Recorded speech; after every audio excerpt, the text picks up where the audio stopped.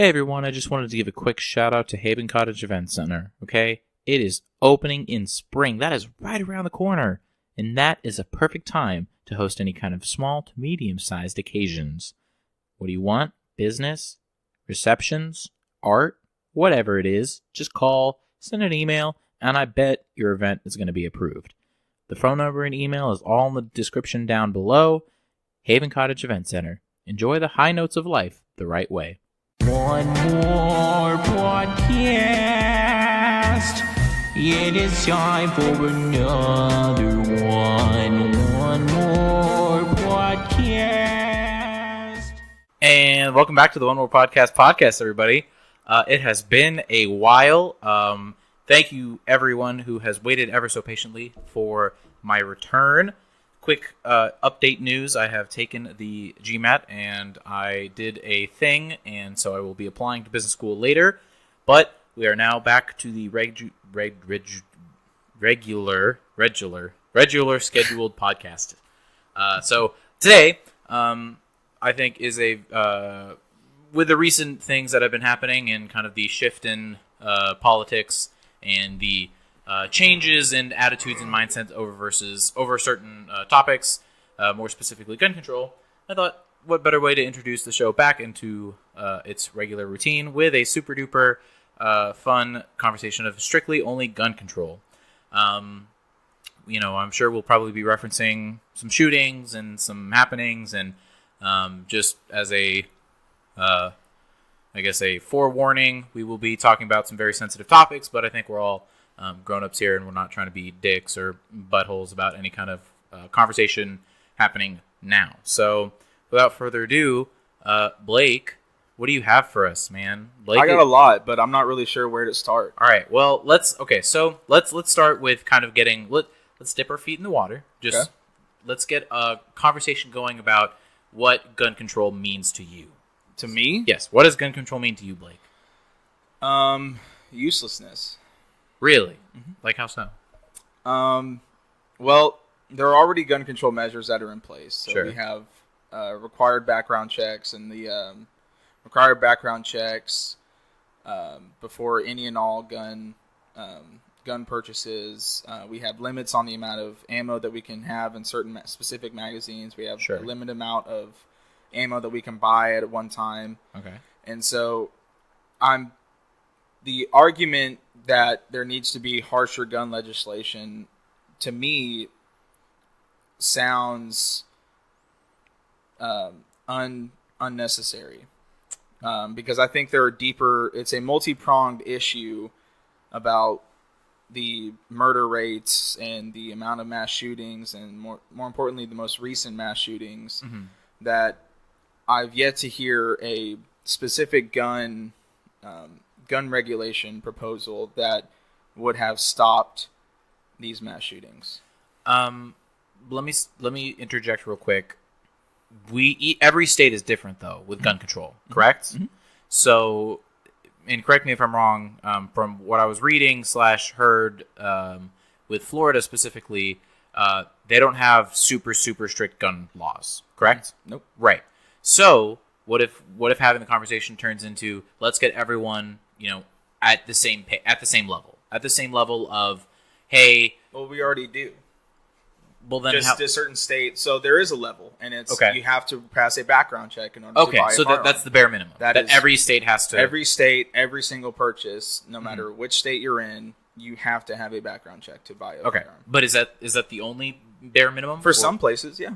Okay. For some places, that is the bare minimum. Well, what does that mean? Some places. So, like for Texas, with some of the loosest gun laws in the country, that is the minimum. I thought you said Texas had the strictest gun laws. Not even close. It does have gun laws, but it's not even close compared to Illinois, California, or Massachusetts, California, Massachusetts, Vermont, New York, especially now. Okay. So, like New York, you have to pass a federal background check. You have to prove why you need a weapon. Okay. And then there are specific types of weapons that you're not allowed to have. Oh, okay. So they're just outright banned guns. Not necessarily. I mean, there are plenty of people that still have firearms in California, but it's gotten to the point now where it's extremely difficult to buy one. Well, no, but fully automatic weapons are banned. Fully automatic weapons have been banned in the United States since the mid 80s. Oh, okay, all right. So that's That just is- banned totally. right. Okay. So unless well, you then have what do you mean? unless you have federal licensing for those. Well, So then- you have ex-military. Usually are the guys that are allowed to have Uh-huh. automatic weapons. So then, what are some guns that you're not allowed to have then? The scary assault rifle, which Oh, okay. So it's a list of guns classified as an assault rifle. right, which do you remember what I told you? What I told you was an assault rifle. What is the definition according to the ATF of an assault rifle? Something that goes pew pew pew pew pew pew pew. Yes, Something that is it's okay. So well. Okay. So then I think this is a good point. Let's have a conversation I've got it versus. in my notes if you want. I can just look it up real quick. Oh no, either You guys one. can keep Either going. one. I'll pull it. Let's debunk now, or for those who know and are not aware or aware, whatever. Definition of a fully automatic weapon No, or of an assault rifle. Yeah. I've got it right here. Hold on. The difference between a assault rifle and just a fully automatic weapon, because I think you can't. That's Well, but I there's think- a difference between an automatic and a semi. But an Well, yes. assault rifle can be automatic, and an assault well, rifle but can I think be that's semi. the confusion. I think that's the confusion with a lot of people. The difference is they're calling anything that is fully automatic they call assault rifles. No, they're not even referencing all automatic. Well, I have people at my job that call fully automatic weapons assault rifles. Well, that's not the case. Well, okay, but I'm saying I Okay. think we should classify, say, Okay. An okay, assault go for it. rifle, according to the Bureau of Alcohol, Tobacco, and Firearms and Explosion, an assault weapon is a semi-automatic firearm capable of accepting a detachable magazine. So, remember seeing those clips, banana clips on Yeah. AKs or whatever? All that means is you can take it off, Take it off, and you put can it back another on. one back Yeah. in. Okay. That's all that means. A folding telescoping stock, which is you have like either a scope or something. No, oh no! it's a Oh, stock for yeah. So it's a collapsible, butt end of a gun Uh-huh. that can Improve accuracy. shorten the length of the rifle, right. and which reduces the overall length of the rifle, and a pistol grip. So instead of a gun being like this, the only difference is it's like this now. Okay. That's the only difference. Okay. That is an assault rifle. So That it's because it looks scary, uh-huh. people assume that it's Well, but I immediately mean, bad. I mean, looking at it in a using it in a war situation in the military, is that a fair justification of an assault rifle? What? Because the military uses it? No. I'm saying the what you have defined as an assault rifle, according to the ATF, is that a fair assumption for assault rifles?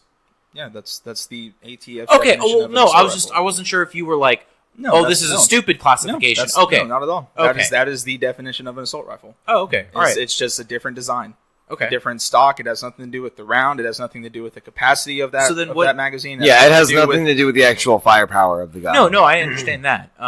But then, okay, so then what is then just of a traditional semi-automatic gun? How Well, is it just missing that? there are multiple kinds. So Like, you have okay. a regular hunting rifle. Okay. So like, let's take a 243 for example. My hunting rifle. Okay. The only difference is it doesn't have the collapsible stock or the pistol grip. And these are things that it's standard with the gun, or you can purchase as like. You can not with mine. Okay. So I couldn't on my hunting rifle. I could not purchase a You can pistol modify grip. it. You can modify it. No, I couldn't. Okay. Because of that's how the design is. So an AR around the barrel on most ARs is they have these prongs on it that allows you to push on a grip right here. And most ARs they either come with a pistol grip or they don't. Okay. So the stock you can replace. So the stock you can change. Okay. Because it's just the butt end of a gun. Sure. But the actual grip itself, that comes standard with. It depends on which model of an AR that you buy. Okay. So then, so is it just AR-15 is just is tradition most mass-produced? It's the most common hunting rifle used in the United States. Okay, and so is there like I'm just curious at this point. Is there like an I want to AR-14? I want to no. Okay, And I want to clarify: AR does not mean assault rifle. right. It's just just an the automatic. brand. It's just no. Oh, that's just the brand. It's just the brand. Oh, wow. Okay. AR just mean it's So they have like it's a name for the people that manufacture the gun. so just like It Smith doesn't and mean Wesson. automatic rifle. It doesn't mean assault rifle. It's exactly like Smith and Wesson or any of the other ones, Sure. any of the other big gun manufacturing brands. Benelli, Okay. you name it. Do you know off the top of your head if they produce anything other than I can look a it up. rifle? I can look it up. Okay. But AR-15 is the brand and the style of weapon that AR produces. Okay, but that one then, because There's not for an the most part- AR-14. There's not an Sure. weapon, all that stuff. Okay, but in generally speaking, when politicians and people are rallying pro or against, is that because I feel like that's kind of the poster child of guns is whenever a kid shoots up a school or some person gets into a fight or people are trying to rob banks or whatever it is, they generally is let's look to the AR-15 because I feel like I've heard that more often than not. And that's wrong because hold on. Okay. Let me find the actual quote from it. According to the ATF, rifles account for only 3% of all firearm deaths. Was it gun? Which gun, specifically speaking? It was something else from this. Here we go. According to the New York Times, the most common handgun used in all murders is the Glock G19.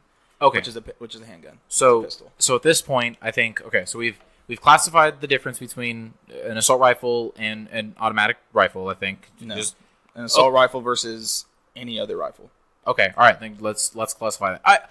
There's a difference between automatic and semi-automatic. Sure. There is no difference except for the body style between an assault rifle. Right. And so there are two types of guns. Okay. Right. There's either automatic or there's semi-automatic. Yes. Which of course we all know semi-automatic means and that you pull the trigger action. Once. No, you only pull the trigger once. What is a bolt one bullet action? comes out. Bolt action is just another form of semi-automatic. Okay. Which is you load the gun the gun with a bullet in the cartridge and it fires. Then you have to pull it back, and another one comes in from the magazine, and then you push it forward. That's all it is. Okay. Semi-automatic. The only thing it means is you pull the trigger once and one bullet comes out. Mm-hmm.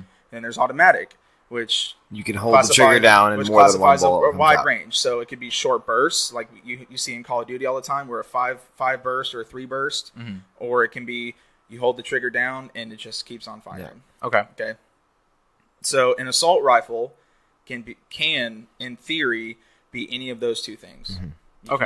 It can be designed to be automatic, like the ones the military uses, or it can be designed to be semi-automatic. Okay, so then more civilian. So then, let me ask you your personal opinion.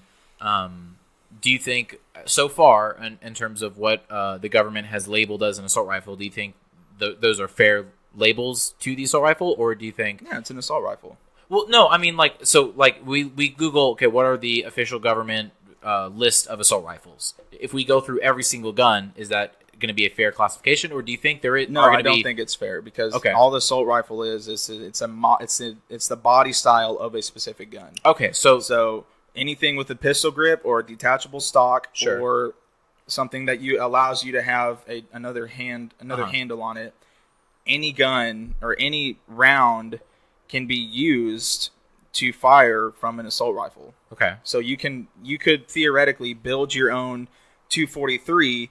But the body style looks like an assault rifle. It matches the modifications required by the ATF to be considered an assault rifle. Mm-hmm.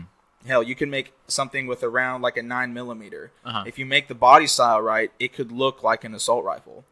Okay. I mean, the assault rifle thing only has to do with the body style. It has Sure. nothing to do with the round, or it has nothing to do with the speed at which it fires. Okay, and that makes sense. Then, okay, so then one last thing for clarification before I want to move on to the next thing.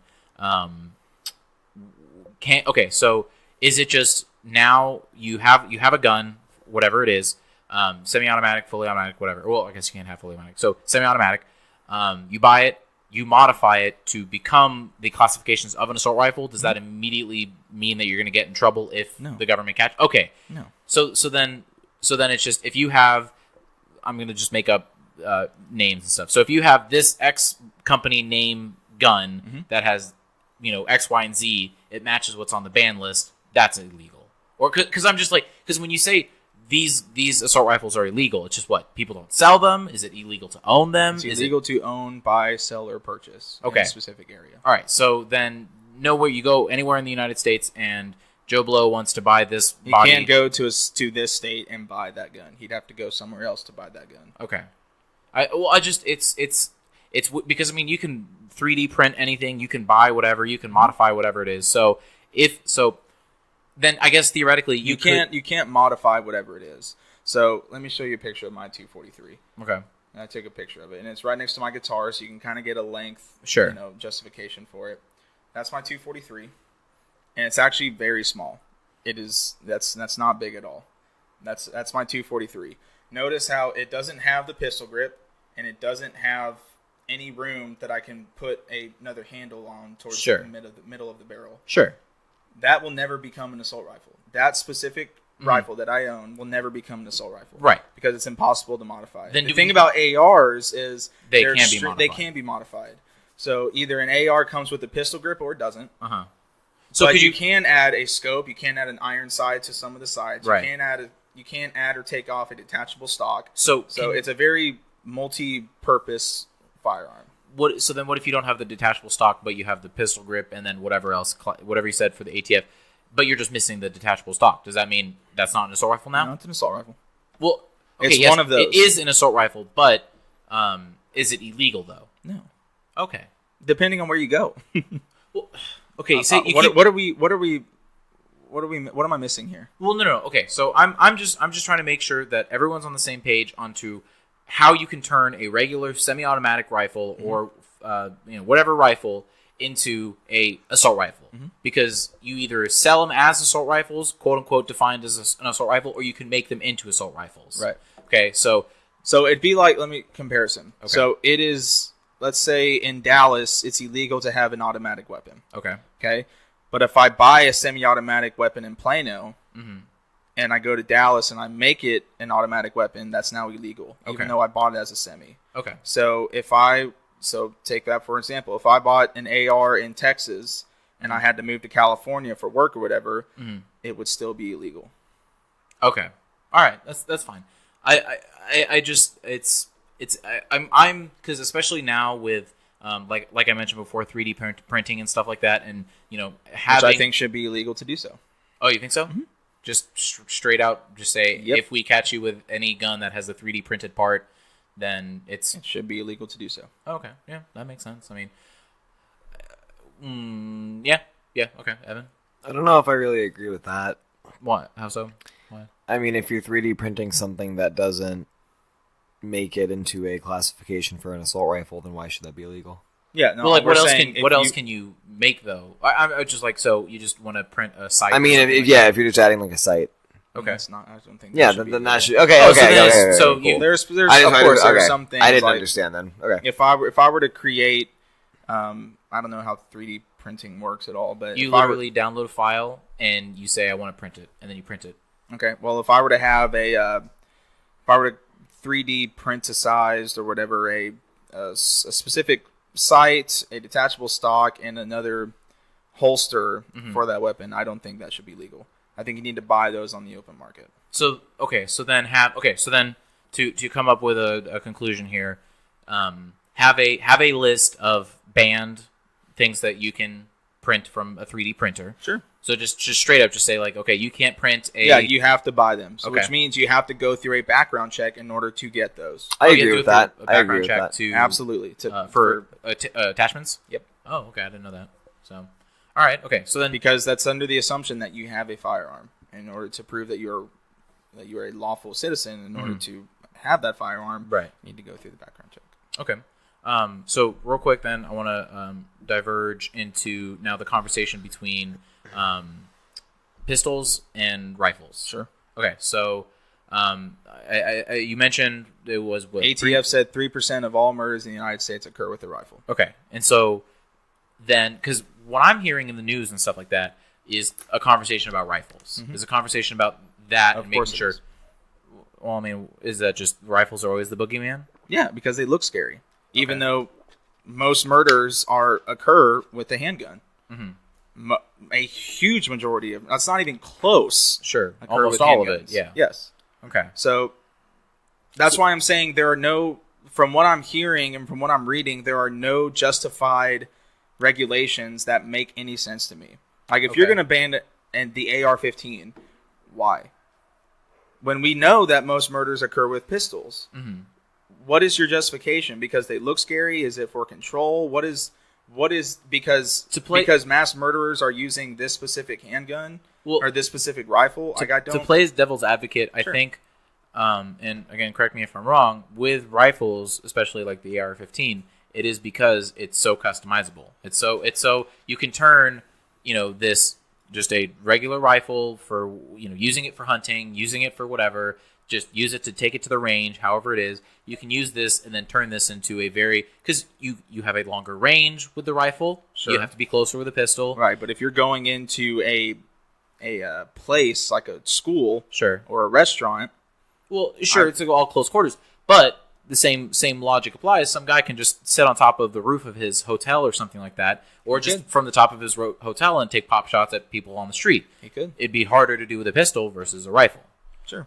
Right. So I think that's the justification behind it, is say let's make it so that this isn't possible. This isn't a thing that can happen, and just put it in the closet and let's not talk about it. I mean, is that not fair? Or do you That's think fair, but I don't think it's right. And Okay. that's just here's where the issue comes in: is just, does the government have the authority, or should have the authority, to prevent Americans from arming themselves in ways that they see fit? So, okay, so then is it just Americans have free range, as long, obviously, no ill intent here. Yeah, but law-abiding citizens. Law-abiding citizens should just be able to purchase whichever rifles for whatever reasons they have. Well, Absolutely.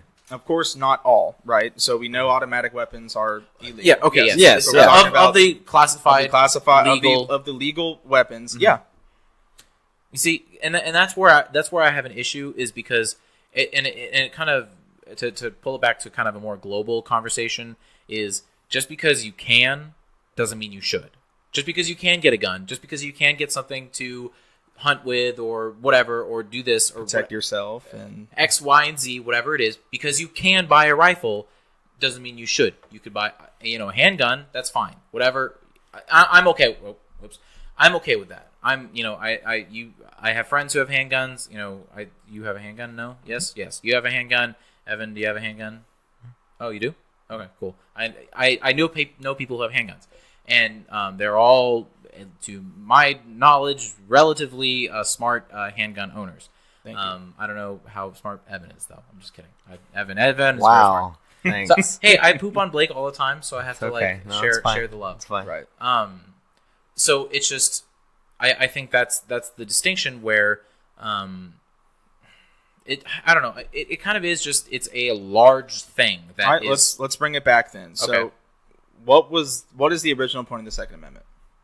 Right to bear arms at the same level of the military, or something, or to Why form a militia. the right? founders believe that the right to bear arms was so important that they made it number 2 on the list of human rights that we have as Americans? I don't know, for self protection, I'm assuming. Yes? No? Yes and no. Okay. It was put in the Constitution to protect against government tyranny.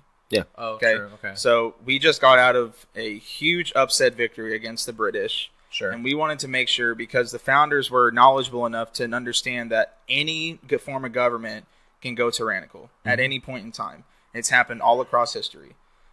And that's why the point of the Second Amendment is in there. It's to allow the citizens to have the opportunity to protect themselves of an overreaching government. So then, and this is always a question that I bring up, and I'm sure I probably brought it up in our past conversations.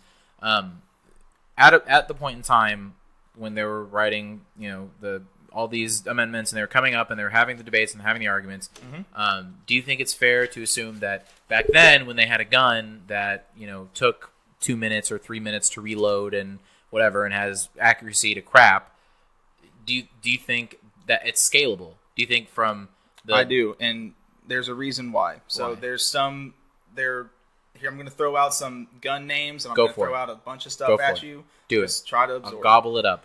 Okay, so we constantly hear about people saying that the founders put the Second Amendment in the Constitution when they were asserting the idea that weapons were muskets and that Ooh, they were clumsy. you were prepared for this. Yeah, really. They were clumsy weapons that, it took a minute to reload. Sure. And bullets were scarce.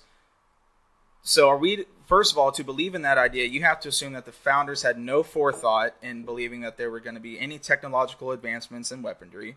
Okay. And that they didn't have any idea that, any technological advancements could come in terms of weaponry. Okay. So, first, if you believe that, if you can put yourself to believe that the founders had no forethought in that, then we can go on to other stuff. I think, let me hear what you think of this point. I think in terms of progression, not just in weapons and stuff like that, but in technology as a whole, I think the progression probably from let's say the 20s to roughly the 40s, late 40s, 50s was the boom in terms of weapon technology. Steady increase. From the 50s till now, I think that's where the boom is. It's just an exponential growth of stuff that people in the 30s and 40s were living through. I don't think they could have ever possibly imagined, like, even to not to say that they're stupid, because there were some brilliant people at that time. But I don't think just the realistic expectation of we can have X, Y, and Z. The fact that, people life expectancy and I don't think anyone could expect this amount of growth. Right. And so thinking it all the way back to our founding fathers' time, I'm not trying to say that they're stupid, because obviously they're brilliant thinkers and the literal revolutionists of the time. I don't think that it was even possible for anyone at the time to imagine the capabilities that we'd have now. So here's where I would disagree. Okay, go ahead. This is what I was going to bring up. Okay, perfect. So in order to buy into this premise, blah blah blah. So there were already weapons in development at that time. Okay. That were technologically bounds beyond what the normal revolutionary servicemen had, which was a musket. Okay. So we had such weapons as the Belton flintlock, which was created during the Revolutionary War and could fire 20 rounds with one pull of the trigger. So it was essentially just this long tube, and it had a bullet cartridge, and it had that for 20 times, and you pull a trigger, and 20 of those ball bearings shoot out at the same time. Okay. And I'm going to get to why the founders didn't even... Not only did they know about these weapons, but they were actually fans. Oh, wow, okay. We had multiple air rifles that were being developed and actually used during the early 1800s, and they were being designed to allow to be fired every 20 seconds. Okay. So that would be our modern-day definition of a high-capacity magazine. Sure. And the founders knew this because Thomas Jefferson, when he was outfitting the Lewis and Clark mission, outfitted them with those air rifles. Really? Yes. Okay. And so then we have the Puckle gun, which was the first designed Gatling gun, and that was developed 60 years before the Revolutionary War. And we all know what a Gatling gun is. It's where you have a crank and it keeps going and it just keeps spinning and you're feeding bullets in. That was 60 years before the Revolutionary War. Okay. Then you have the pepper box revolver, which was developed 90 years before the Revolutionary War, and it was essentially just this big cylindrical tube that had multiple cylindrical tubes inside of it, and you would place a bullet in each one of them, and then you would fire it, and those ball bearings would explode. And some of those had the capacity of up to 20 rounds, but that weapon that small, containing that capacity, wasn't used anymore because it wasn't reliable enough. We started seeing those when Smith & Wesson started to develop the modern-day revolver. Okay. And that was around the 1840s and 50s. Okay. So, real quick, can I interject something? So, and if you didn't specifically look into this, then that's fine. So, the fact that you said that the weapon wasn't reliable... Yeah, that specific one. Okay. So the other... Then can we safely assume then the other ones in development or that were used were continuously reliable? Or no gun was reliable during that time. Okay, so then except for cannons, because those were the most that was the artillery of that time. So then because then at that time, and I'm not trying to like loophole you or whatever, but because none of the weapons were reliable, do I think the founders could have saw forethought that the weapons would be as reliable as they are now? Yes. I don't know we might have laser weapons in 100 years. Sure. I can honestly say that I don't know. Okay. So, but do you think that's a fair point to bring up? Where I think it's a fair point that no one could have predicted the level of technological advancements when it comes to weaponry now. But I think it's that's excusable. Yeah, I do because there were weapons at that time that showed technological advancements, and James Madison actually, excuse me. he issued a government document that allowed a private citizen, while he was on the high seas, for protection against neither Native Americans on land or the British forces on the high seas. James Madison issued on June 5th of 1812 an appraisal to that private citizen in a private company multiple times to have cannons and other mass-produced weaponry at the time to protect themselves. Okay. So that's the President of the United States during the War of 1812 to allow citizens, private citizens, the right to have military-style weapons. Okay. So I love the argument where I don't think we're not regular citizens aren't supposed to have military-style weapons. Well, that was thought of when the founders were writing the Second Amendment, because the average citizen had a musket, which was a military-style weapon. Right. We've proven that they've given appraisals and issued cannons, which were military-style weapons, to private citizens in order to protect themselves. Okay. So all of this, the founders didn't know. The founders weren't thinking. I don't buy that argument. Okay. I just don't. No, I think that's a fair point. I didn't know about the advancements in guns that you said now. So I do understand that there has been, what am I trying to say? And one more point. I'm sorry. Oh, sure. Go for it. But we've seen, just like you said, we saw a huge amount of growth in terms of weaponry. So on the Civil War battlefield was the introduction of the 30-30, which is this rifle that has the trigger mechanism, which is where you cock it and then you shoot, cock it and shoot, and you can fire those at an extremely fast rate. We saw huge leaps and bounds in terms of weaponry and like that from 1850 to now. And yet only in the past 30 years are we seeing a huge push for gun control. We never saw that in the 110 years before that, when weaponry was being used. And so I find that a little bit curious. I do. In your research and stuff like that, the amount of publicized deaths and attacks and stuff like that. Well, because we're more spread out. We were definitely, as a population, we weren't as lumped together as we are now. Sure. And so I can look up murder rates from that time until now. Obviously, you're going to see an increase just because population increases. Okay. And there's other arguments, the multi-pronged argument that I was going to say. There are much more factors that go into modern day shootings than there did back in the early 19th and 18th century. True. So those are the factors that I'm looking at. Not necessarily the weapons, but it's the other factors that are causing people to enact these heinous crimes. Okay.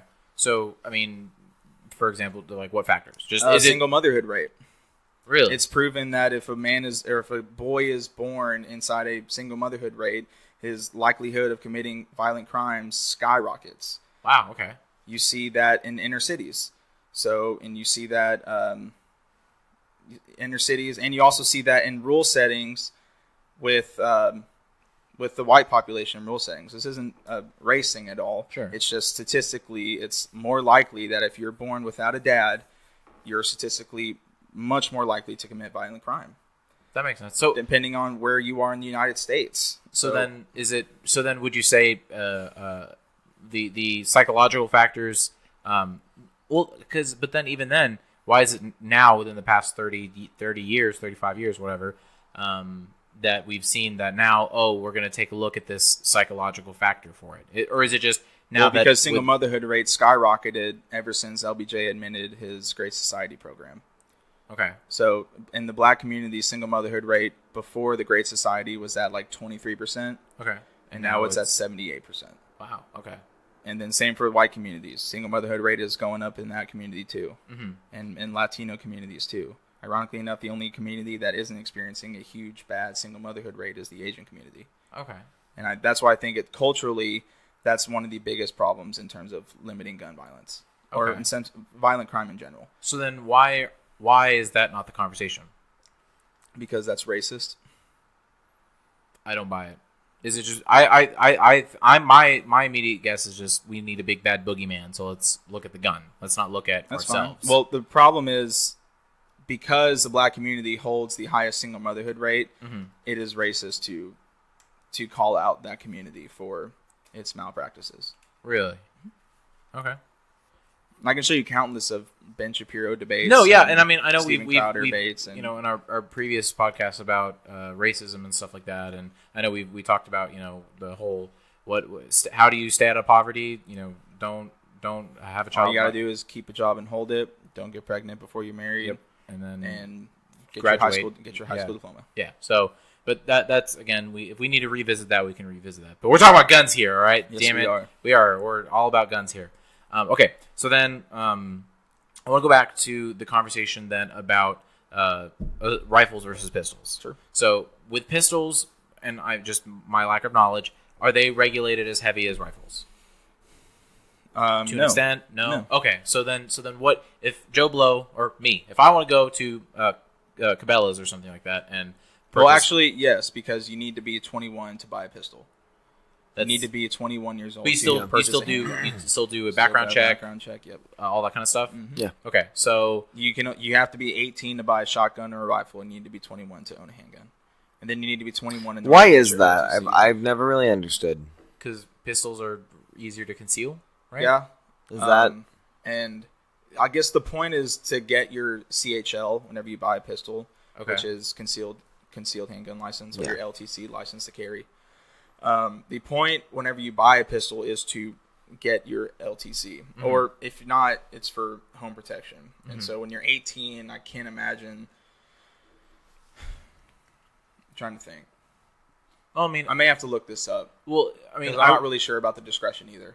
Well, I could the only reason why I'd say is, you know, for pistols is 21 is because we recognize that it's easier to conceal, it's easier to, you know, move and Sure. everything like that, and you know, you can, I'm sure you can hold more pistol clips in your, or not clips, or how do you round magazines, what You can call it whatever you want. okay, Magazine or well, I know there's like a magazine. technical definition between clips and magazines and cartridges is for the bullets, right? Yeah. So It's just the brass yeah. on the outside. all right. Well, anyways, so my idea is that it's a maturity thing, and I think that's Sure. the same discussion between the voting age and the drinking age and the smoking age and That stuff makes like sense. that, where, you know, you could be 18 and buy this big hunkin' rifle, but it's a lot harder to take that rifle outside of your home as an 18-year-old versus taking a pistol out as an let's go with that. 18-year-old. So that's the only logical reason why I can look up the discrepancies online, but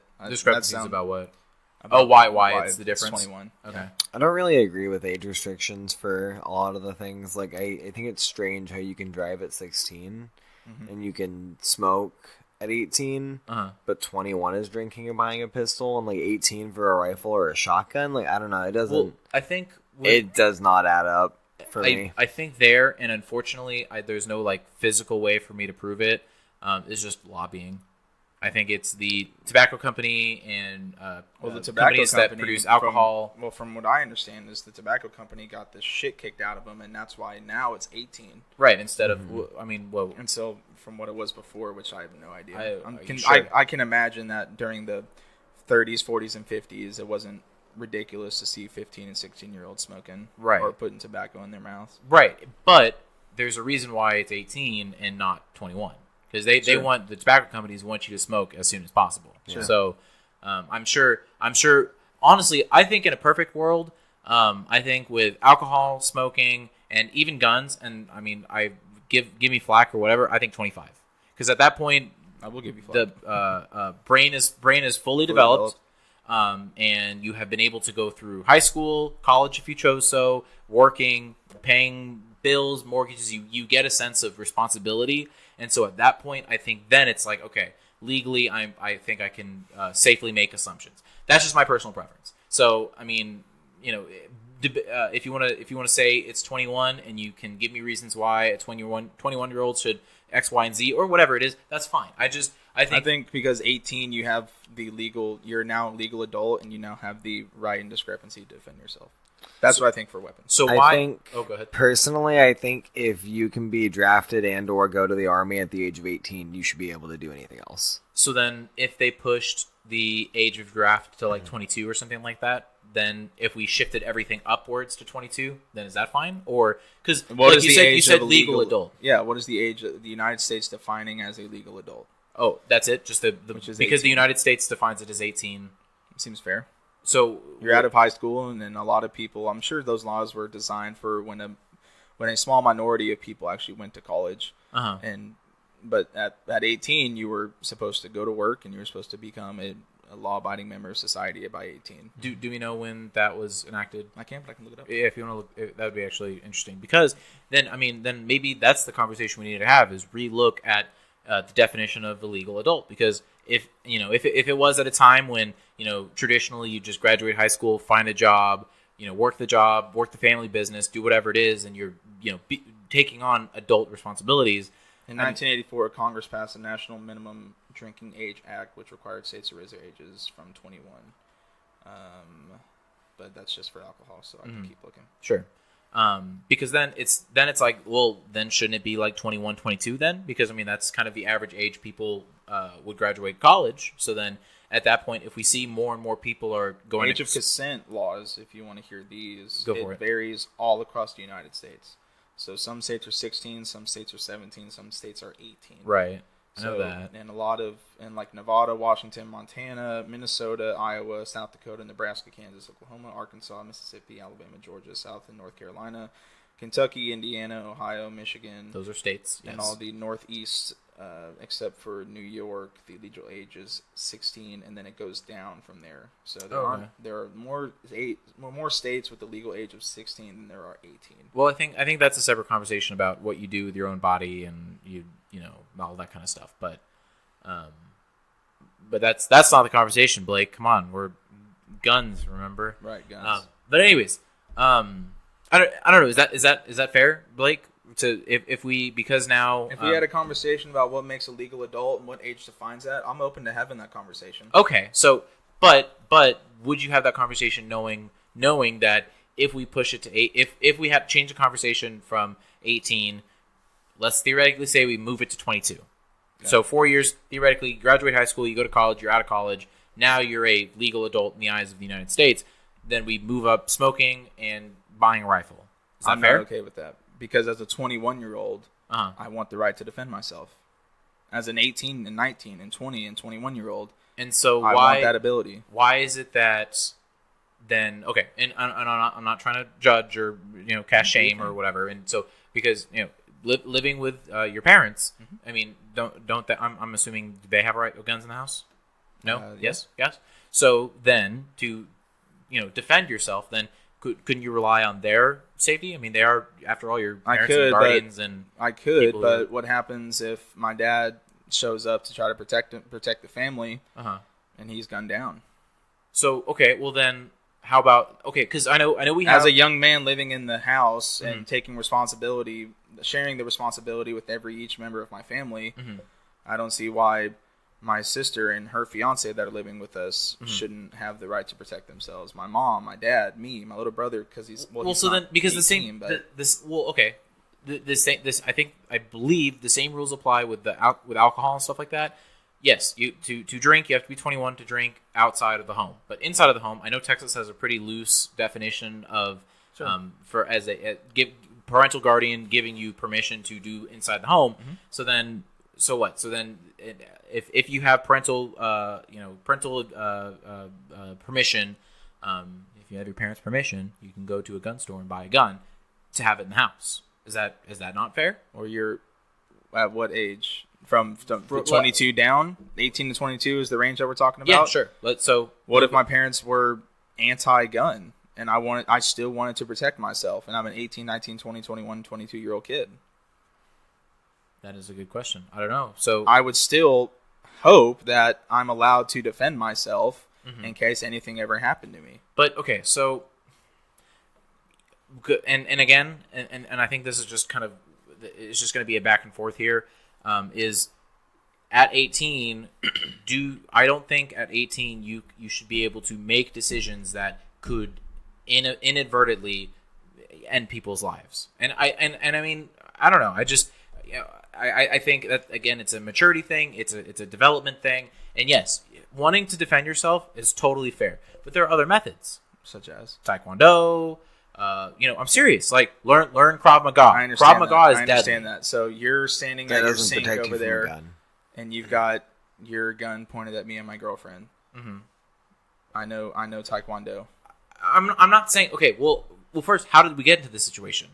Let's say I'm going to a concert in Dallas that I'm about to go see the Foo Fighters at Jexa Energy Pavilion. What if I'm walking back to my car and I had to park far away because we were running late to the concert, and I go to my car and there's somebody there waiting for me? So then why? Okay. So are you saying in this situation that, and I'm just trying to play as much devil's advocate as I can. In this situation, you're saying that someone is out looking just to kill you. No, it's somebody's trying to rob me.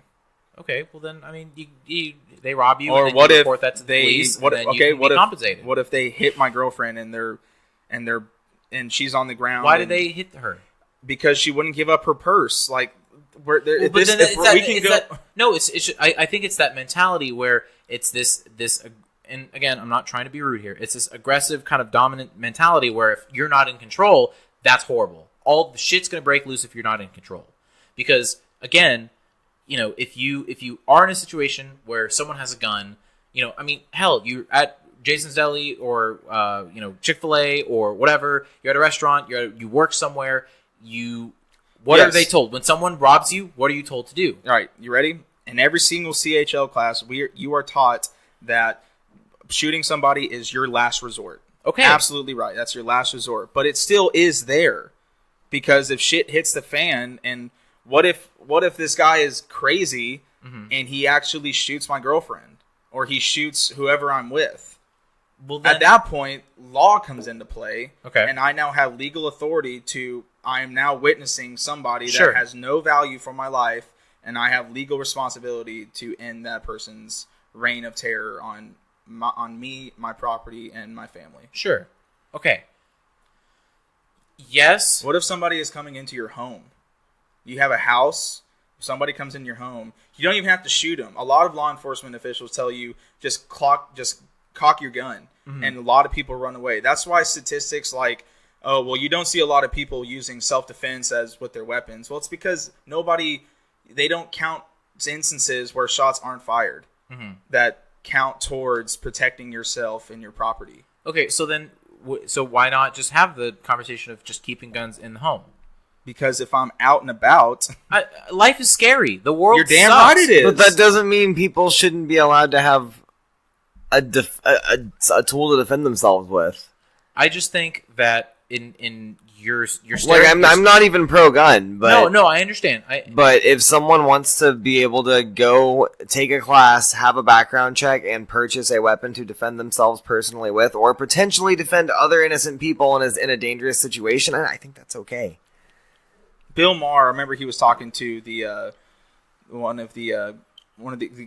mayor of San Francisco. I forgot what his name was, and they were on Bill Maher's show, and Bill Maher was grilling this guy over the right to own a weapon, and Bill Maher brought up the situation of what if you're in a diner and three guys walk in with quote assault rifles and they're starting to shoot up the place. Bill Maher's stance was, but hasn't the worst already happened? The worst thing has already happened. They're shooting people and that's what they're doing. Not even caring about money. They're shooting people. Hasn't the worst thing already happened? What more can possibly go wrong if I'm there with my 9mm and I'm there to just defend myself? What more could possibly go wrong? If I'm a trained person that's taken a class, what if I was ex-military? Would that make you feel a little bit better that I have legal authority to own a weapon? Well, okay. Is that a law that we can talk about? People ex-military are the only ones that are subjugated to having concealed handgun licenses? No, I think it's fair for everyone to have a concealed handgun. And again, I agree that you should have the right to defend yourself.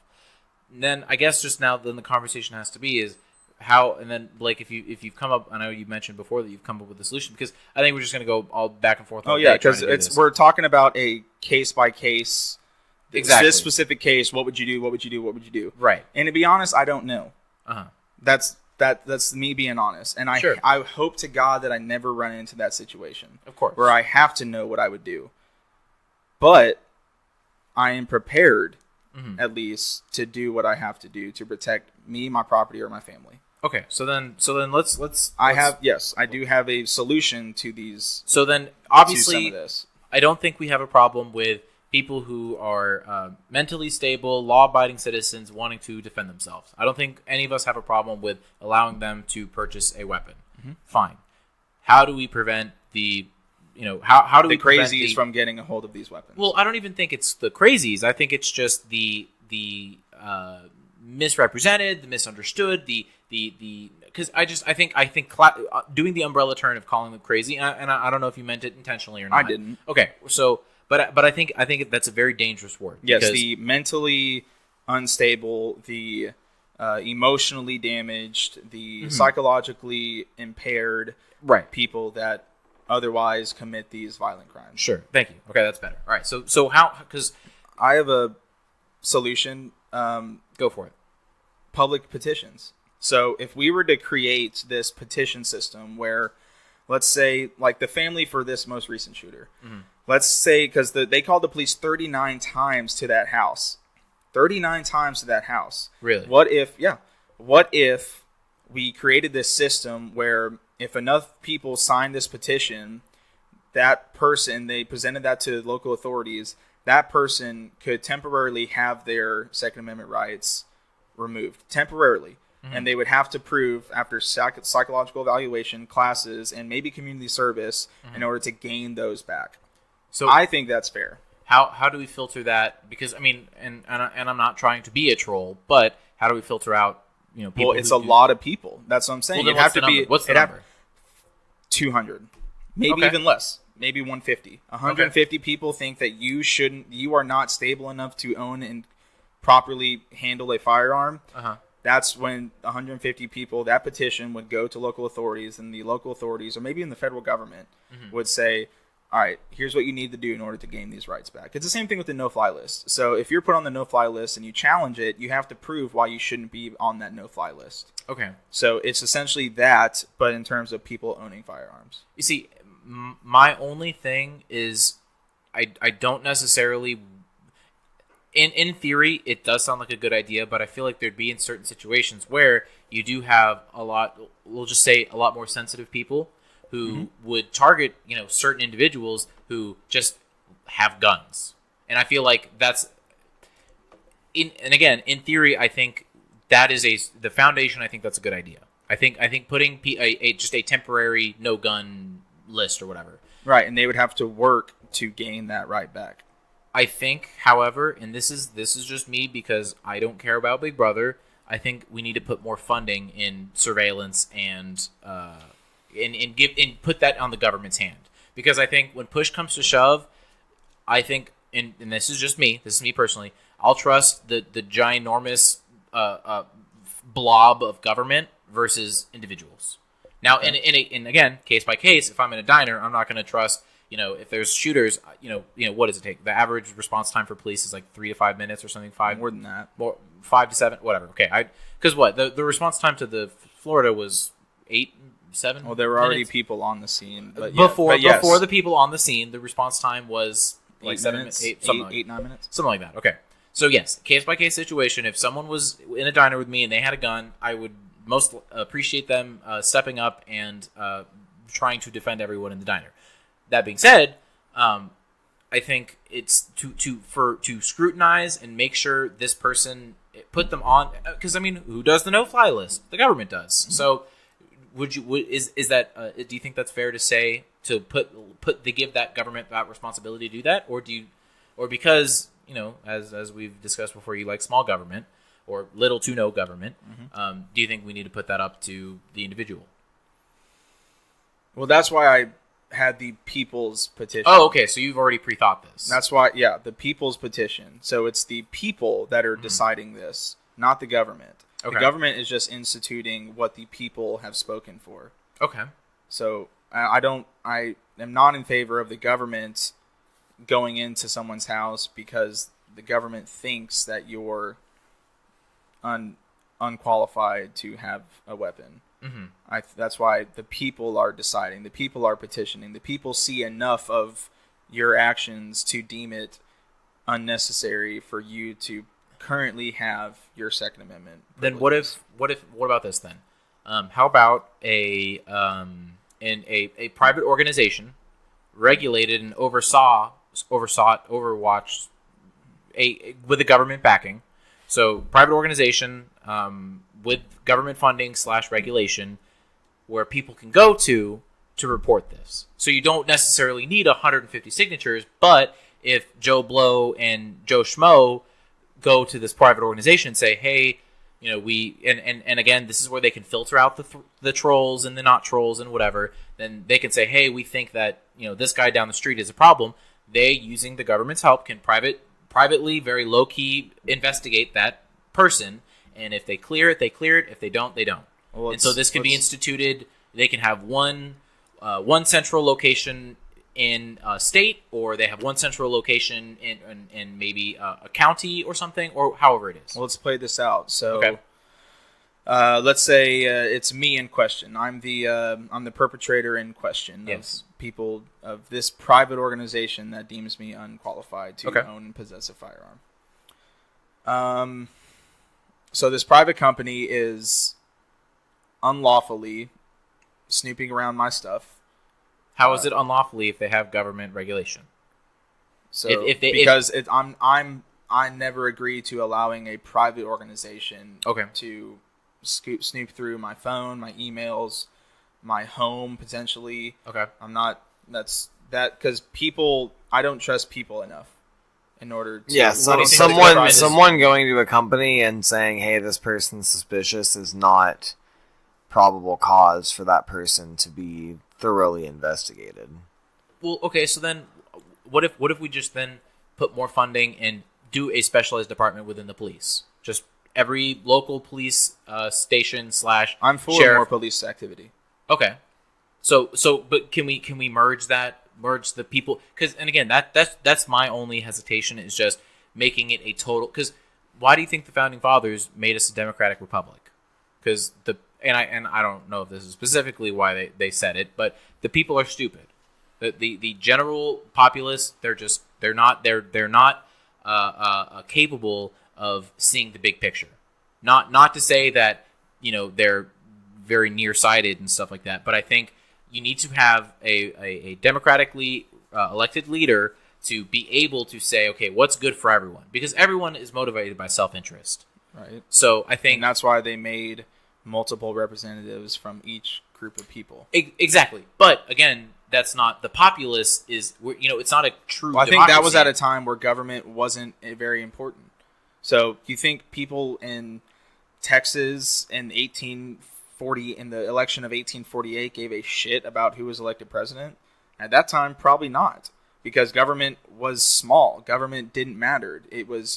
Government was just some body off on the other side of the country that determined, if taxes went up a couple of cents, or if blah, blah, blah, or this happened. The government was designed to be incredibly small from the get-go. So people at that time weren't, and that's also not right about that, though. Well, hold on. So there was a bill passed in 1823 or 24 that granted Congress a higher income. Okay. And it was passed during the night by Congress. Mm-hmm. The people found out because of the press, and that next election for those representatives, 73% of them were voted out of office. So I don't think you're as correct as I don't think. Wait, didn't you just prove my point that people do care back then? I retract my statement of the 1845 Texas Good Smoke comparison. Okay. So I don't think the American people are stupid enough to. I think now we are, because of our over-reliance on government. Okay. But I think at that time, the people still believed in a small, limited government that wouldn't determine how other people live their lives across the United States. So then you can comfortably say that you'd put your hands you'd put your I'd sooner put my hands in a large group of people versus a government entity. Yes. Okay. I don't think I can convince you in the next. No, because this is an ideological issue at this point, where we obviously don't agree about the size of government and the government's role in our society. Right. So, No, and Blake, we're talking about guns here. We are, not, but well, they're I all mean, it's they're all all interconnected. interconnected. You're right. Yeah. It is. Okay, so we have this regulation, or we have. Well, let's just go with your idea. So we have this group of people. Mm-hmm. So let's take Carrollton, Texas, where we live. Okay, let's take Carrollton, Texas. Sure. So this happens. Blake, you have been singled out. I got a knock on my door with 3 or 4 police officers and some skimpy woman in a suit that says, "Mr. McCowan, I hate to inform you, but we have let's call it a Section 8 petition, sure, signifying that most of the population around you does not feel that you are qualified in order to have qualified enough sure. to have firearms in your house. Okay. Here are the guidelines. Here is what you will need to do in order to gain those rights back. Unfortunately, because of this petition, we are going to have to come in and confiscate those weapons. Of course, you are allowed to have those back as soon as you perform sure, your X, duties Y, and Z, and prove right. that you can do this, and this. Okay. Of course, that's kind of touchy with the Fourth Amendment, but that's right. why it's the people's petition. It's not the government picking you because of this reason. It's the people saying, no, this guy is he's shaky. If enough people think that you are unqualified, then I think the government has the right but to say. okay, then how does that differ between your opinion versus everyone else's opinion? Because if I lived in San Francisco, I'm sure a shit ton of people would think that I'm fucking crazy for owning the weapons that I have. Mm-hmm. And I would probably be under the highest scrutiny of that petition. And you'd be in that. I mean, I would obviously have to you earn it back because it would be fair across all sections of the board. So if I proved myself worthy, after the first time I'm petitioned, I think there should be a limit to how many times people can accuse you of being unqualified to own or carry firearms. Okay. So if I proved myself, if I lived in San Francisco and I proved myself first time before, hey, no, I'm qualified to do this. Real quick, I'm sorry to interrupt. No, you're fine. So with this, are you on the record, Blake? With this scrutiny that you're going through and this proving that you are a safe member of society, is it okay to be a very extreme and very tedious and very just you're gonna hate this process? Mm-hmm. Is that fair? Mm-hmm. Okay. But it's necessary because sure. I guarantee this. I can put a lot of eggs in the basket, and that I think this would have solved because that guy would not have passed the scrutinized testing. True. That would have occurred because of my idea. Okay. And so he would not have been allowed. The FBI was looking into him. 39 calls to the police. At that point, I don't think I think and I guess what I'm saying is, there should be an easier process for people to be admitted unwillingly into psychiatric care. Maybe that's what we need to talk about. Is that it's because right now it's incredibly difficult to unwillingly put somebody into psychiatric care. Of course, you can't. Right. If they don't want to be in there, then they're not going to. Right. I think that we need to talk about that. That kind of needs to change. I don't know what steps or measures that we need to take, but I think that's why we're talking about it. I don't know. That is a little finicky because and just because of personal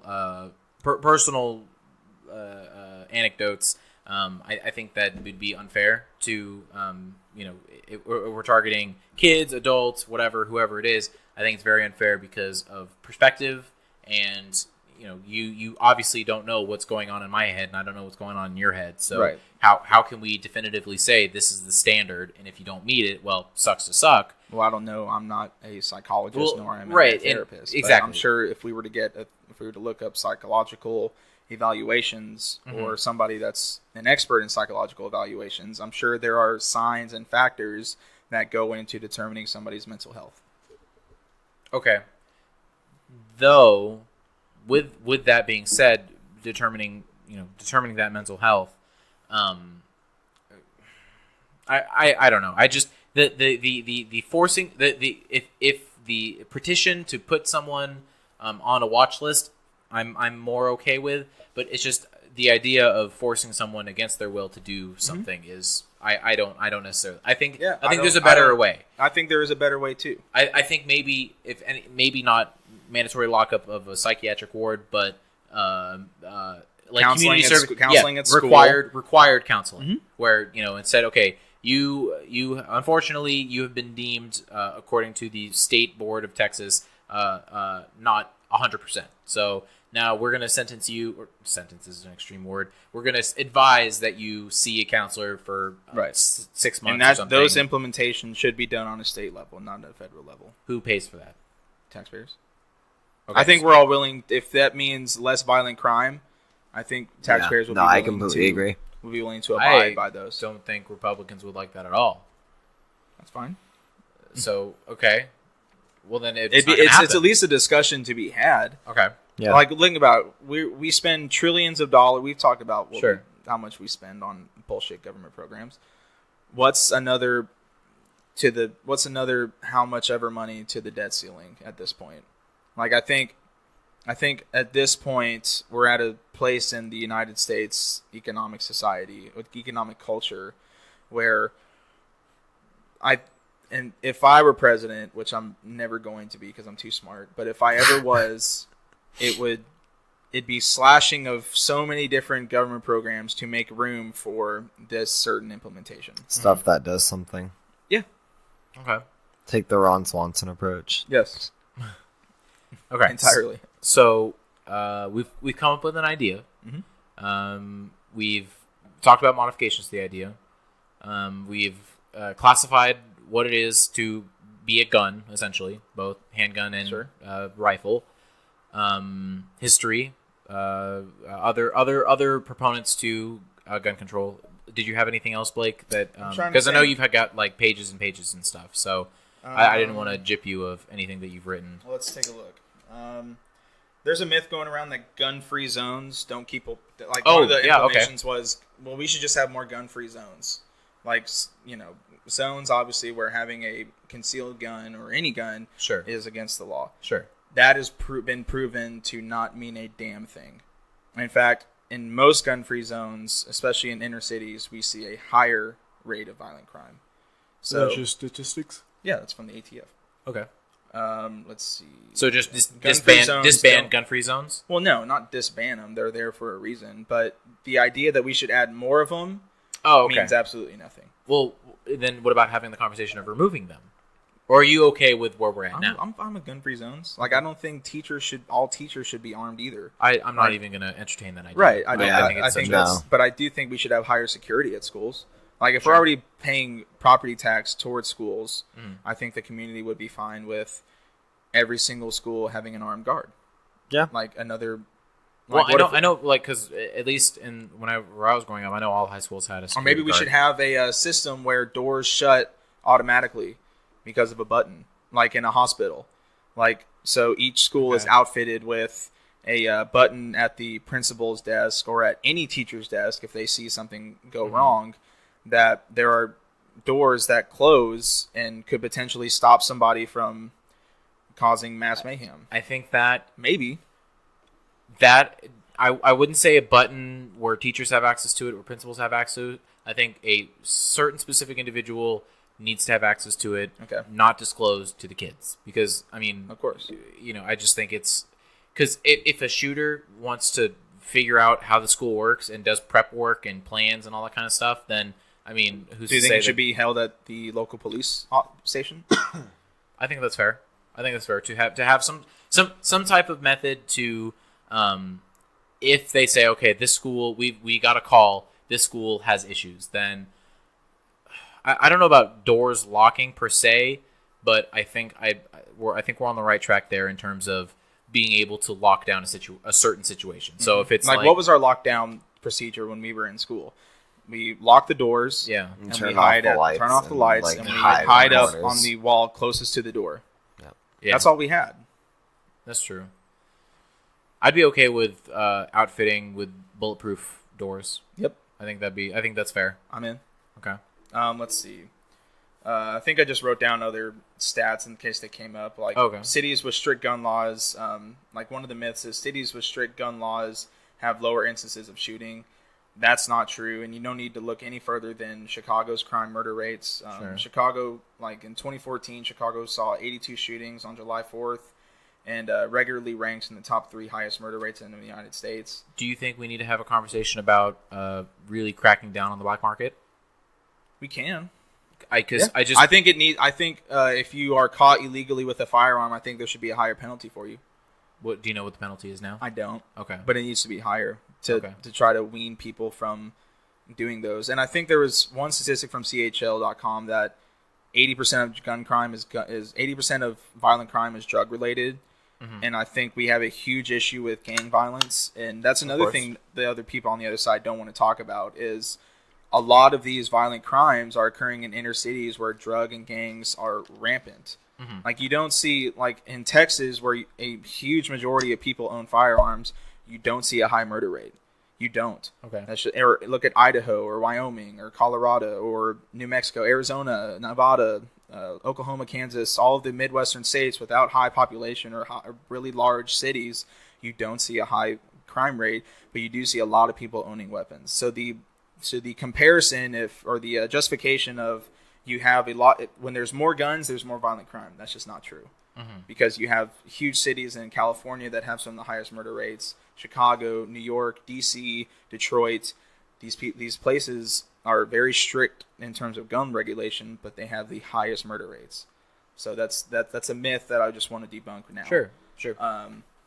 What was it? Yeah, according to Quentin Futrell from Market Watch and Jason Hawthorne from ABC News, when Chicago began issuing concealed carry permits, the city began experiencing its lowest murder rate since 1958. And that was Chicago. Wow. Another myth is gun violence is increasing. According to the U.S. Department of Justice, Michael Plantley, a Ph.D. and bachelor's in justice system statistician, gun violence in the U.S. is much lower than it was 20 years ago. Statistically speaking, school shootings are extremely rare. I don't like that argument. I don't really know why I put it down because that's still horrible. Mm-hmm. And it shouldn't, just because they're rare doesn't mean they should, they shouldn't even be rare. Yeah, right. They should never happen at all. Well, I don't know. I feel like, and I'd have to like boil down all the numbers, but I just feel like in probably the last 3 to 4 years, I've heard on the news of more shootings than and I think again that's where I think this is a societal problem. Okay. Like I think it's culturally, I think we're experiencing a low. Mm-hmm. And again, there are multiple things that have caused this. I think a lot of it has to do with single motherhood rate. I think a lot of it has to do with, and I sent Evan this article. It was this PhD there's this professor from, I forgot what school it was, but he was talking about the war on boys, the societal war on boys. And since every single mass shooting is done by a man or a young boy, a young white boy, mm-hmm. I think we need to look in what society is causing these young kids to feel so helpless and horrible that they enact these violent crimes. I think that's something to be discussed. I think that's going to be a very hard road because mm-hmm. that requires so much effort and so much money. It requires society looking itself in the mirror and saying, what are we doing to help this, or what are we doing to make it worse? Mm-hmm. So there are a bunch of other factors that I remember Christina Hoff Sommers, a noted feminist, actually, was talking in this Prager University video about young boys at schools. Mm-hmm. And she was saying how the education system has essentially turned its back on boys. So girls are now the standard for grade level students. Girls mm-hmm. are now the standard. So like a kid gets suspended and expelled for chewing a gun out of a Pop-Tart, Right. Which boys are just we're drawn biologically to aggressive things. Sure. Like I remember when I was a kid, I would draw space battles and people shooting each other in my notebooks because that was mm-hmm. what I was interested in. Mm-hmm. And the education system, according to her, is turning its back on boys. Like we're getting rid of recess. Boys don't have the opportunity to let all of their explosive energy out. Really? We're told to sit. Yeah, boys are naturally just more ramped up and wanting to do stuff more than girls. And so we're not allowed to, we just have to sit there and, with all this balled up energy from a young age, we're told that that's not okay. And so there's a lot of different things in terms of society and education that young boys are being targeted for. And I think that's something we kind of need to talk about because it's a multi-pronged issue about what society is doing to create this problem. Mm-hmm. Because these are outliers, but you do see an increase and a trend and it's young boys that are doing these horrible acts. That's true. That's very true. So there's a lot of other stuff that needs to be involved other than the access to firearms. And I think the reason why that's the primary target is because that's the fastest solution. We're trying to put a Band-Aid on this situation when we need to have But that some kind of Band-Aid surgery. is being put on the elbow when the problem is at the knee, I think. Right, but the pain is still there. Yeah. So I don't think that's, and it's going to be like, it has to take a very large wave. Yeah, it's going to be a huge culture shift. Yeah. So we're going to have to see a lot of these. I think we're going to see that the zero tolerance rule in schools needs to be done away with, because that's another problem that boys are having. Is if you're bullying me, Yuval, and I hit you back, zero tolerance, I'm getting kicked out too. Yeah, that's another problem that's causing boys to be angrier. Because I was that kid. I was a very angry, emotionally distressed young kid, and it's not me trying to play the victim at all. But there were a lot of factors that the teacher wasn't dealing with properly. The principal wasn't dealing with properly. My parents weren't dealing with properly, and all of those, in hindsight, could have been fixed if the teacher just sat down and talked, or let other things happen that didn't. So should we then focus on putting more money into training and teaching teachers to catch those signs? Well, I think putting more money into the education system is kind of needed either way. Well, that's true. Yeah. Personally, I disagree, because we spend, out of the most developed countries in the world, we spend the most on education each year, but we also have still the lowest test scores. Yeah. So money is not the issue, and that's why I think it's societal based. Responsibility kind of is being left to the side. So then, when's this culture shift going to happen? We just have to ride it out until it happens, or do you think we can force it? It's very hard to force those things, so they kind of just have to come gradually. So we saw, and I'm going to take, this is kind of out of the box, but bear with me. So during the Depression, we saw the country crumbling in on itself. No one knew what to do. And then ironically enough, it was war that got us out of it. Everyone banded together, and we had a sense of pride and unity among the country. We don't have that anymore. We don't have that at all. The feeling that we had as a country after 9/11, everybody came together and was there to fight a common enemy. We don't have that anymore. Yeah, we're more divided since we were in 1963 when the Civil Rights Act was trying to get ramped up. We are more divided since then. And I think that's another huge part of it. We're not together anymore. We're not neighbors anymore. We're not, because you think differently. I'm going to equate that with malice instead of just differing opinion. And I think that's a huge thing. And I think the media has a huge role in playing that. Of course. Everybody you don't agree with is a bad person, as opposed to just having a differing opinion. There was a really interesting, I don't know, there's this guy on YouTube, and traditionally he does kind of comedy, funny videos and stuff like that. I think it's Internet Common Etiquette or something. Are you familiar? Okay. So, but he did this video, and it's essentially, what wasn't the point of the video, but he had this subplot that he was going about in terms of being wrong. And that's why we have this differencing in opinions, is because being wrong hurts. It's not physically, but it's mentally, it's emotionally, it's this feeling of, I am now the victim essentially, and I'm now being targeted, and people don't like experiencing that, and that's the issue that we face, because instead of having person A, person B argue it out, and then person A knows he's wrong, but he's not going to admit it, or he doesn't want to feel that way, and person B is just going to keep tackling on, and then all of a sudden now person C is coming in with their own different opinion. It's that idea where we're divided and we're not accepting. And I think, and I know it's kind of hippy dippy to say, love each other. Let's be more reasonable about it. Yeah. But no, yeah, I totally agree. It's this idea where if we can't just say, you know what, you're right, I'm wrong, my bad, because that's not gonna happen, because the other person's gonna hold it over you and whatever, and unfortunately that's just how we are as a society. How we change it, I have no idea. It's going to take something drastic. It's going to take a social shift in our culture. I think it's either going to be something that happens gradually over a long period of time, or there's going to be one explosive event that just flips it. And I think you're right. It just has to be one of those two. I'm distressed, though, because I don't see this going in the way that we were. Like, I don't see it going in a good direction. I see us going towards more of the identity political sphere that we see in Western Europe than I do authentic American values. And I think everyone's just too angry at each other. Yeah.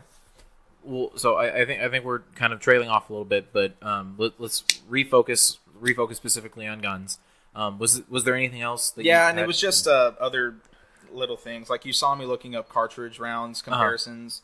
This is my 243, and so this doesn't look like, this is pretty large, that at least it looks like it, but it goes for a small weapon like I just showed you.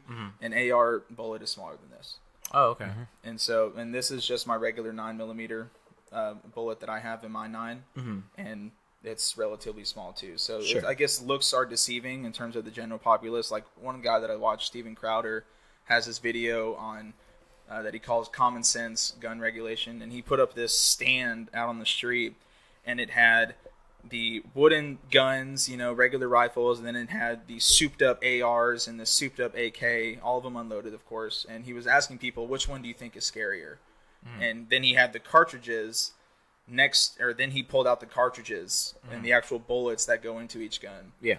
And he was like, okay, this 308 Winchester rifle that I have carries a round that's about this tall, and the AR is around that tall. Right. So looks are deceiving because the AR looks scary, and because a souped up AR with iron sights and an infrared scope and a laser eye at the end of it with a stock and blah blah blah, it looks scary. But at the end of the day, and what was it? I put it right here.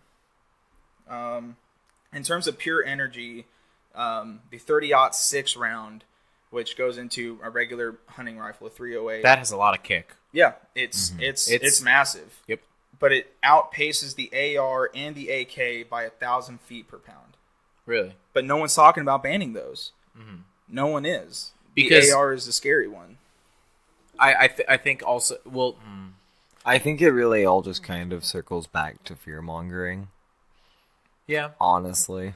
Because you had a lot of good points whenever we were texting about the media's implications and what they're trying to cause on a mass scale. Because in the end, it all for them, it all comes down to ratings and profit. So they're going to put whatever's the most mesmerizing thing to watch, which is always the scariest thing for people. True. So if there's a shooting, that's going to be the next thing that's covered for the next 2 or 3 days, and then that's going to be all you're watching and all you're absorbing, and then people just get afraid. They either get afraid or they get more polarized about the thing that they're already very strongly focused on. It's just creating this back and forth that is just so unhealthy, specifically for this society. Because we don't have a government that regulates speech, thank God. Sure. And so but they're give and takes with that, and you have a population that, when you have a population that thinks the other side is horrible, and that population thinks that the other side is horrible, that can't be healthy. It just has to come down to, you either agree with me or we just differ in opinion. You're not a bad person. It's not that you're wrong. Yeah. Right. Exactly. And CNN is throwing out these kids that just had something horrible happen to them. They're emotionally, they're emotionally drained, and they're out, in favor of gun control, and I don't think that's fair either. Right. So it's just a fucked up situation. Yeah, I think that is a perfect way to describe and end the conversation right now. So yeah, I didn't want to cut you off and let you be like, well, dang, you didn't let me say my 3 other pages of information. Like, I wanted to make sure that we all got what we needed to say, because I don't know. I think we've definitely covered most of the highlights and high points and stuff like that. Yeah. Is there any closing thoughts we have? Just do your research, and if you disagree with me, that's Perfectly fine. That is one other thing. Yep. Before we close it, just because you are uninformed doesn't mean that's bad. That means you can be informed. Yes. It means you should take the time. Just because you're not aware, you shouldn't just say, "Well, I don't know," and then just accept it and essentially block out any information until just absorb everything that you can and formulate an opinion. Don't just blurb out whatever your local Don't go to reporter. imright.com Right. and look up statistics. Exactly. Like I looked up a lot of these statistics I got from this Brett Stevens article from the New York Times, and the whole point of that article, it was titled "Repeal the Second Amendment," and I got not most of them, but a lot of statistics about crime from the sources that he used. We just came to different conclusions. Right. So get out of your bubble too. Like if you heard me talk about me watching a segment about Bill Maher, like I watch those a lot, and it's to gain different perspectives. Do that. Just get out of your bubble. If you're a fan of the Young Turks, go watch the Daily Wire or Steven Crowder. Well, if you're not totally it's a tangent, but if you're a fan of the Young Turks, then you should probably not be a fan because there's some stuff going on with the Young Turks that is not very nice. Right. So I need to explain this to me after the podcast. I have no clue what that is. Oh, sure, that's fine. Yeah, absolutely. If you watch Fox, switch over to MSNBC or CNN. Even if it pisses you off, Get a varied perspective. If you read from the Change National your view. Review, read the New York Times or read the Washington Post. Do whatever you can to gain as much knowledge as you can, and then make your opinion. Because I'm not saying I'm the smartest person in the world and I know it all. Sure, but you're smart enough not to run for president. Yes, I am. But I also understand where my bias lie. Sure, of course. And I try to do my best to... But I think because you're self-aware of that, I think that's okay. Yeah. And I think that's... As long as you understand that you have a bias and you're not like, oh, I don't have a bias, I'm just right. That's the accepted right practice or whatever. I think then that's okay. I agree. think we need to get to a point where we agree on facts. It's what those facts mean. Exactly. If you agree on the same facts, but you have different opinions that are formulated from those facts, that's okay. That's okay. But as long as we're on the same playing field, and you can have an intelligent discussion about it instead of just hate mongering and slandering and being a bunch of dicks, it'll work out a hell of a lot better. Amen. All right. Anyways, that is the end of the One More Podcast.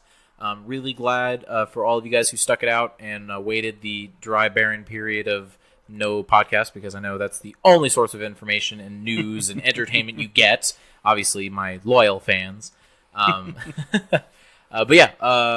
If you stuck it out to the end, thank you so much. Really appreciate it. Leave a comment. Join the discussion, because we're just a couple of schmucks just sitting at a table talking and trying to come up with answers. So definitely, let's talk. Let's have a conversation. I try and always respond. If you want to direct a response to Blake or Evan, I tell them about it, and then they give me their response, and I'll post it on their behalf. Definitely, let's have same thing as we had with the quote unquote racism episode. Let's have an open discussion, because that's just really where it starts. Thank you for whoever forgot what your name was, but thank you for commenting on one of the videos and challenging my views. Thank you very much. So that is it.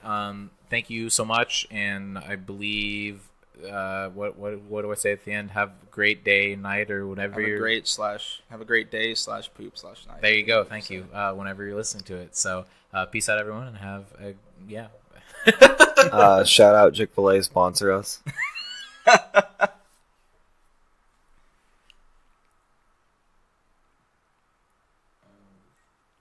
And that is the end of the show. I really hope you enjoyed it. Just remember, this thing is sponsored by Haven Cottage Event Center, and I am making up the words as I sing this song, but make sure to give them a call or an email if you want to do something that is small or medium. And that's about it. Ba-ba-da-ba-da-ba-ba. This is the end song. It is now over.